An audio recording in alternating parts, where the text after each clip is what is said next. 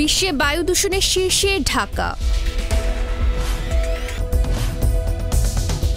দূষণ স্কোর 215 নিয়ে বিশ্বে বায়ু দূষণের তালিকায় শীর্ষে উঠে এসেছে রাজধানী ঢাকা, যা অস্বাস্থ্যকর হিসেবে ধরা হয়। এছাড়া দ্বিতীয় অবস্থানে রয়েছে ভারতের দিল্লি।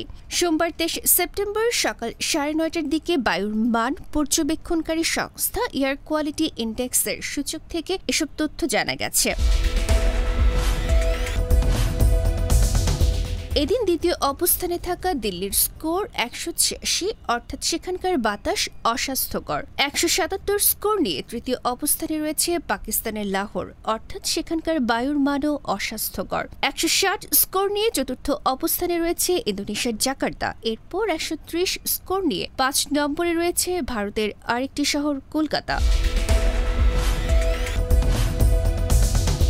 AQI স্কোর 0 থেকে 50 ভালো হিসেবে বিবেচিত হয়। 51 থেকে 100 সহনীয় বা মাঝারি হিসেবে গণ্য করা হয়। আর সংবেদনশীল গোষ্ঠীর জন্য অস্বাস্থ্যকর হিসেবে বিবেচিত হয় 101 থেকে 150 স্কোর। 151 থেকে 200 পর্যন্ত অস্বাস্থ্যকর হিসেবে বিবেচিত হয়। একইভাবে IQ স্কোর 201 থেকে 300 হলে খুবই অস্বাস্থ্যকর বলে বিবেচনা করা হয়, আর 301-এর বেশি হলে তা দুর্যোগপূর্ণ বলে বিবেচিত হয়।